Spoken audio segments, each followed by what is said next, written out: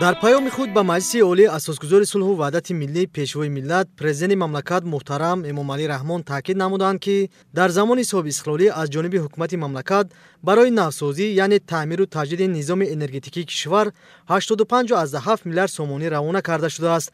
Дар зарфи солҳои истиқлоли давлатӣ амалисозии нақшаву барномаҳои рушди соҳаи саноат имкон дод, ки дар кишвар беш аз 3000 корхонаҳои саноатӣ бо 54000 ҷойи корӣ сохта ба истифода дода шавад.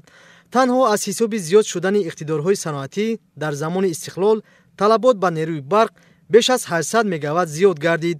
солҳои охир рушди бомароми соҳаи энергетика бар раванди саноатикунонӣ бо суръати кишвар заминаи мусоид фароҳам оварда истодааст. пешвои миллат муҳтарам Эмомалӣ Раҳмон супориш доданд, ки корҳо дар самти гузариш ба таҷҳизотҳои каммасрафи барқӣ дар иншооти иқтисодиву иҷтимоӣ ва истеҳсоливу коммуникатсионии мамлакат ва риояи маданияти баланди истифодаи нерӯи барқ аз ҷониби аҳолӣ тақвият бахшида шаванд. шаҳрвандони муҳтарам, бояд хуб бидонед, ки бо сабаби тағйирёбии иқлим, камбориш омадани мавсими имсола ва кам гардидани манбаъҳои об дар сарчашмаҳо, имрӯзҳо дар обанборҳо ҳаҷми об аз меъёри муқаррарӣ кам гардидааст. ин боиси он гардааст, ки ҳаҷми истеҳсолии нерӯи барқ низ кам гардад. бо назардошти ин вазъ аз тамоми сокинони мамлакат хоҳиш карда мешавад, ки нерӯи барқро сарфакорона истифода намоянд.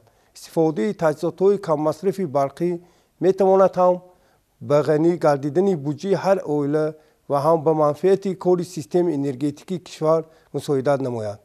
бояд қайд намуд, ки ин вазъи муваффақиятӣ аст ва бинобар пешгӯии мутахассисони обу ҳавошиносӣ рӯзҳои наздик ҳарорати ҳаво гарм мешавад ва дар ин сурат бо мӯътадил шудани ҳаҷми об дар обанборҳо таъминоти аҳолӣ бо нерӯи барқ ба реҷаи муқаррарӣ бармегардад. бо истифода аз ин фурсат аз соҳибони иншооти хизматрасонӣ, маишӣ ва аҳолӣ хоҳиш менамоем, ки ҳангоми истифодаи нерӯи барқ фарҳанги баланд нишон дода нерӯи барқро оқилонаву сариштакорона истифода баранд.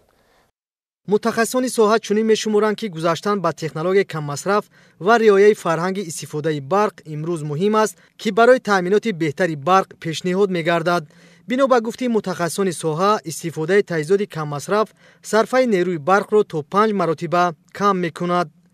сокинони вилояти Суғд бо дарки ин муҳимият бояд дарк намоянд, ки сарфакорона истифодаи нерӯи барқ дар баробари дастгирии давлат ба буҷаи ҳар оила манфиат мебахшад. агар масалан гирем барои 1 киловатт лампаи тафсоне, ки 100 ватт тавоноӣ дорад, дар 10 соат 1 киловатт қувваи барқро истифода мебарад.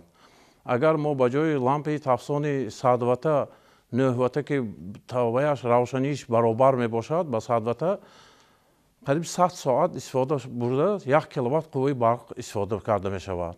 аз шаҳрвандон эҳтиромона хоҳиш менамоям, ки қувваи барқро сарфаи сариштакорона истифода баранд, аз лампаҳои каммасраф истифода баранд, зеро истифодаи лампаҳои каммасраф ҳам ба буҷаи оилаи онҳо ва ба давлат фоида овар мебошад. истифодаи мақсадноки нерӯи барқ аз ҳар кадоми мо шаҳрвандон муносибати ҷиддӣ ва ғамхоронаро талаб мекунад.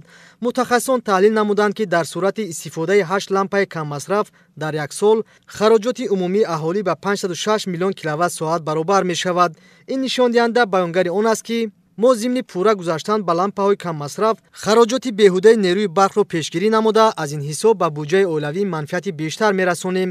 дар ин шабу рӯз аҳолӣ ва муштариёни шабакаҳои барқи фарҳангӣ баланд нишон дода бояд нерӯи барқро сарфакорона истифода намоянд. ин дастгирии шаҳрвандон боиси он мегардад, ки корхонаҳои саноатӣ фаъолият намуда тамоми соҳаҳо бештар рушд намоянд. ҳукумати ҷумҳурии Тоҷикистон ба рушди соҳаи энергетика авзалияти бештар медиҳад. дар баробари ин ҳама таваҷҷӯҳ ва дастгирӣ, сокинон бояд ба масъалаи сарфакорона истифода намудани нерӯи барқ масъулият ҳис намоянд.